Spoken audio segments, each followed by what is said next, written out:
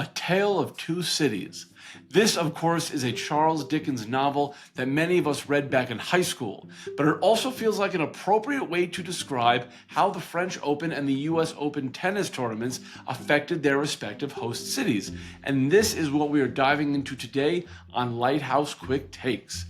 So the US Open, it is a massive event. According to the US Open itself, the full attendance across the entirety of the 2025 tournament was 1.14 million, which is a 9.9% year-over-year increase over 2024.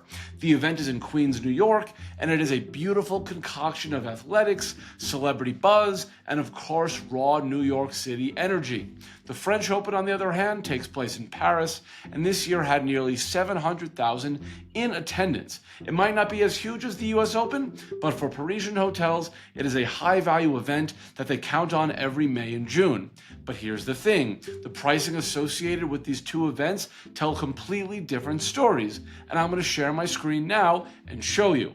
So, we looked at year-over-year percentage change in pricing for each city, Queens, New York, and Paris, France, and we examined the data on a round-by-round basis, okay? So, for each round, from the first round through the singles finals, we averaged the pricing across all dates for that round in 2025 and compared that figure against the corresponding 2024 averages for the dates of those same rounds. And to be clear, we looked specifically at the year-over-year pricing data from Queens, New York, not Manhattan. We certainly realize that some people attending the US Open will stay in Manhattan, but the demand generators affecting pricing in Manhattan are far more broad, and given the tournament's location in Queens, we looked exclusively at Queens data. So what we see here, to quote Chuck Dickens, is a tale of two cities. Both markets started the tournament with pricing comping slightly negatively year over year, meaning the 2025 average prices were lower than 2024, and then things start to diverge.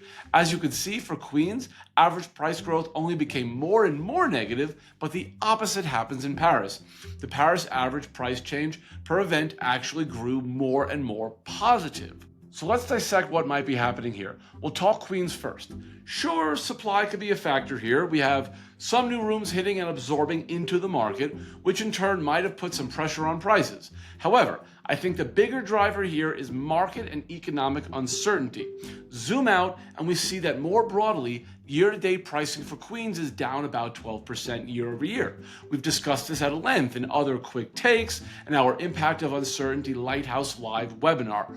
Broader economic considerations are preventing U.S. operators from driving prices to major market events, and controlling that upper-end pricing is proving critical for the purposes of maximizing RevPAR.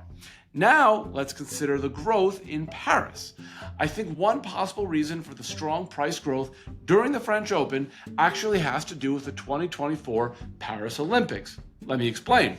Leading up to the Paris Olympics, a massive amount of short-term rentals flooded the Parisian accommodation market.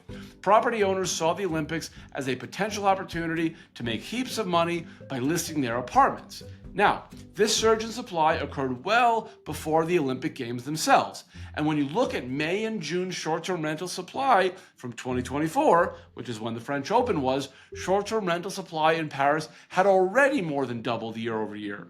And as such, I think there was already price suppression built into 2024 pricing levels for the French Open. And not only that, if you watch some of our content around the Parisian Olympics, you'll know that hoteliers priced way too high at first, and prices just decreased more and more as the games approached. Certainly not the pricing curves hoteliers were hoping for when the Olympics comes to town. Fast forward to the French Open, look at this pricing curve. Exact opposite of the Olympics. This shows the evolution of average pricing for the entirety of the French Open, showing the percentage delta by lead time relative to final price.